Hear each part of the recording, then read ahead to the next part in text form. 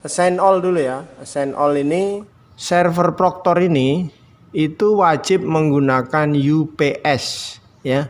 Runningnya berubah jadi power off. Kalau di sini sudah power off, artinya virtual mesinnya sudah mati.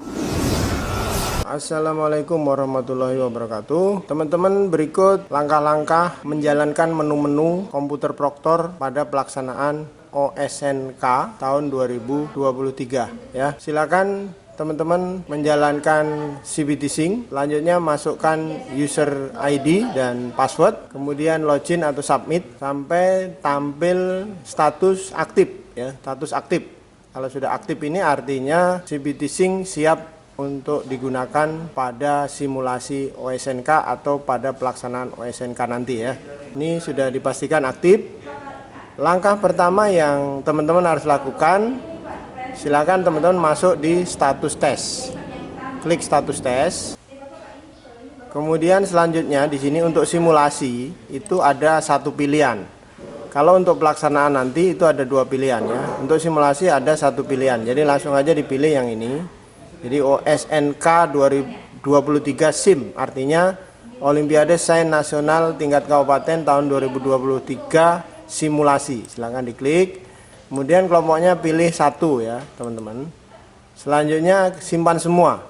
Simpan semua lalu oke.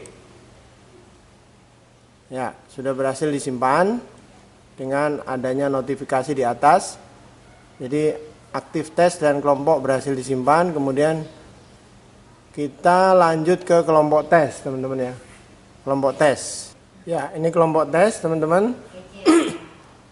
Silahkan teman-teman lakukan assign all dulu ya. Assign all ini tujuannya agar semua peserta bisa login dan bisa mengerjakan soal.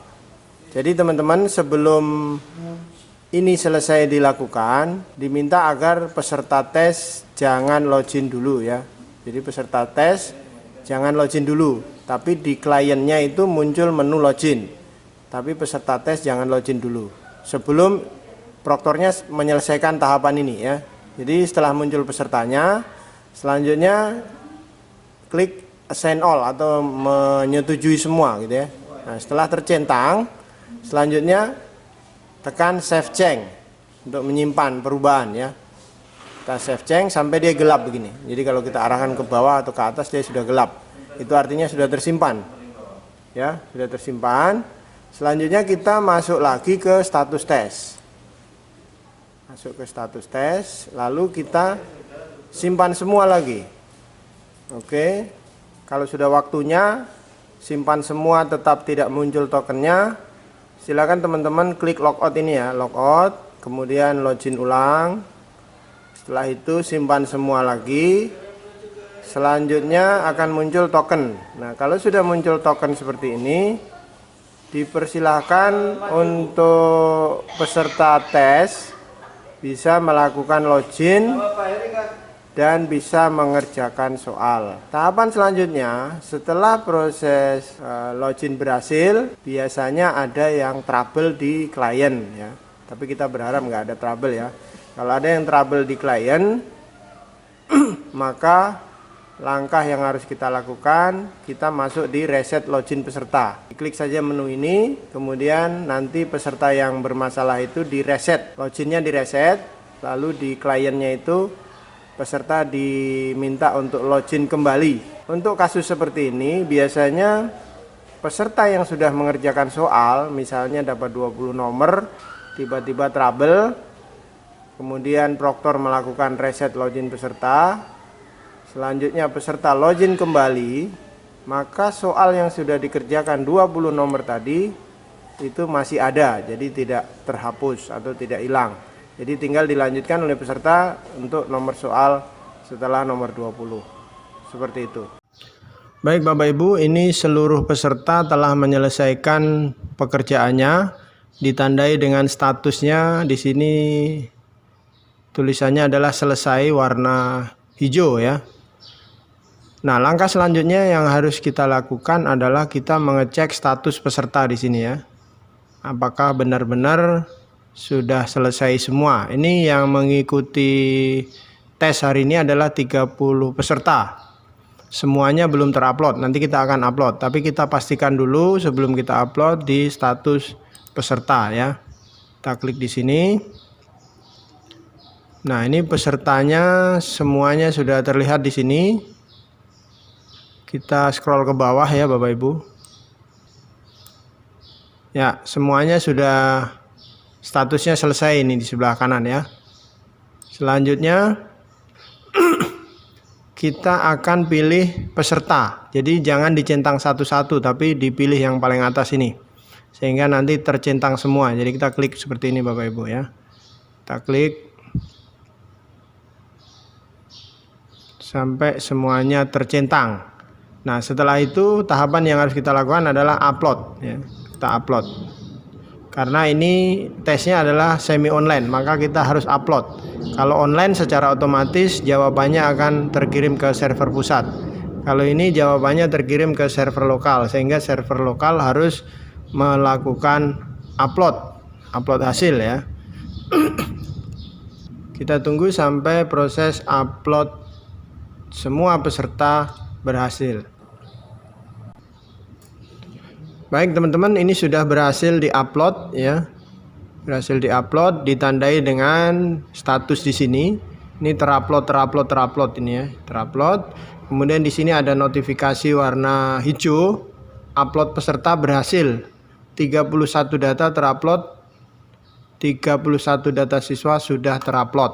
Oke, sudah selesai, berarti kita tutup yang hijau ini. Langkah selanjutnya teman-teman yang harus kita lakukan yaitu kita melakukan backup source namanya ya, backup source. Jadi kita klik ini backup. Kemudian setelah itu kita klik backup lagi. Sampai nanti muncul di sini ya. Merah, klik di sini maksudnya. Jadi untuk download backup source-nya.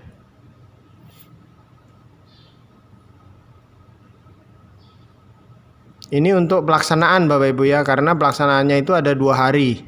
Kalau untuk simulasi sebenarnya ini tidak wajib dilakukan untuk backup source-nya ya. Tidak wajib dilakukan. Tapi untuk pelaksanaan nanti sebaiknya backup source-nya itu dilakukan setiap hari. Karena ada 2 hari kan begitu. Setelah itu selanjutnya CBT Sync-nya dimatikan. Kemudian virtual mesinnya dimatikan, kemudian VHD hasil ujian itu dikopi ke tempat lain ya, ke hard disk eksternal atau yang lainnya. Itu untuk pelaksanaan nanti. Tapi kalau untuk simulasi ini karena hanya 1 hari ya, kita klik yang merah ini ya. Karena hanya 1 hari maka ini tidak harus dilakukan untuk backup source maupun backup VHD ya, backup VHD setelah pelaksanaan simulasi itu tidak wajib dilakukan. Tapi pada saat pelaksanaan nanti tahapan itu harus dilakukan. Kenapa harus dilakukan Bapak Ibu? Karena siapa tahu hasil yang kita upload ternyata gagal atau dalam pengertian tidak sampai di server pusat atau di server pusatnya ada mengalami kendala teknis. Sehingga kita diminta untuk melakukan upload ulang. Yang kita copy tadi itu kita bisa gunakan lagi apabila server kita juga mengalami trouble ya. Tapi kalau server kita tidak mengalami trouble ya nggak apa-apa, tetap kita bisa upload ulang kalau server pusatnya dibuka seperti itu ya. Jadi ini kita sudah download Bapak Ibu atau teman-teman. Selanjutnya kita matikan ya.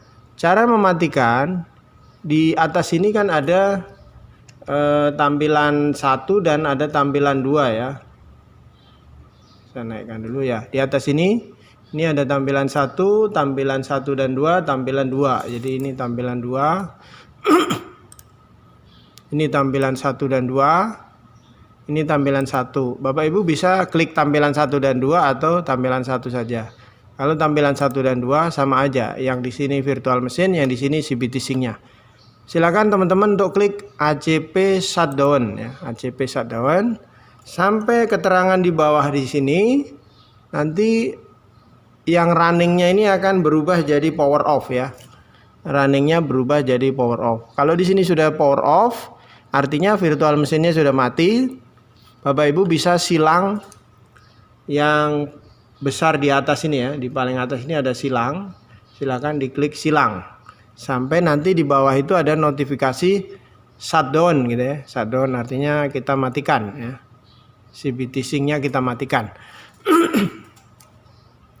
Jadi tahapan ini wajib dilakukan Bapak Ibu, karena kalau salah mematikan itu juga kadang berakibat error. Kemudian penjelasan yang lain Bapak Ibu, untuk server Proctor ini itu wajib menggunakan UPS ya. Wajib menggunakan power cadangan, menggunakan UPS. Tujuannya apa Bapak Ibu?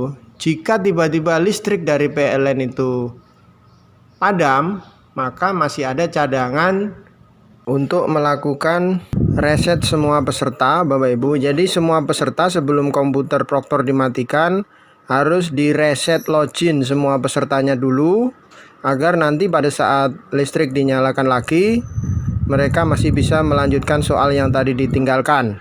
Selanjutnya kita dapat mematikan sistem ini dengan normal, karena sistem ini tidak boleh mati tiba-tiba. Kenapa tidak boleh? Karena bisa menyebabkan VHD kita rusak ya. Jadi ini SOP wajib ya Bapak Ibu. SOP wajib yaitu harus dipasang UPS khusus untuk komputer Proctor. Seperti itu Bapak Ibu ya. Nah, langkah selanjutnya kita klik silang besar di pojok ini. Ini sudah power off tadi ya. Ini sudah shutdown. Kita tunggu sampai tampilannya hilang ya. Setelah tahapan ini dilakukan, Bapak Ibu saya ingatkan lagi, tadi adalah kita copy VHD hasil ujian. Kita copy ke tempat lain. Kemudian yang tidak kalah penting, tahapan selanjutnya oleh Proctor adalah melakukan upload daftar hadir yang sudah ditandatangan ya, daftar hadir peserta. Kemudian yang kedua, mengupload berita acara yang sebelumnya sudah diisi di web UBK ya, diisi dulu berita acaranya, kemudian di print, ditandatangan, dicap, lalu diupload gitu ya. Jadi itu tahapan-tahapan untuk Proctor yang harus diketahui untuk pelaksanaan OSNK tahun 2023. Dan untuk saat ini adalah tahapan simulasi, tapi pada saat pelaksanaan nanti itu juga ada tahapannya yang sama seperti yang simulasi. Demikian Bapak Ibu, terima kasih sudah menonton. Saya akhiri, wassalamualaikum warahmatullahi wabarakatuh.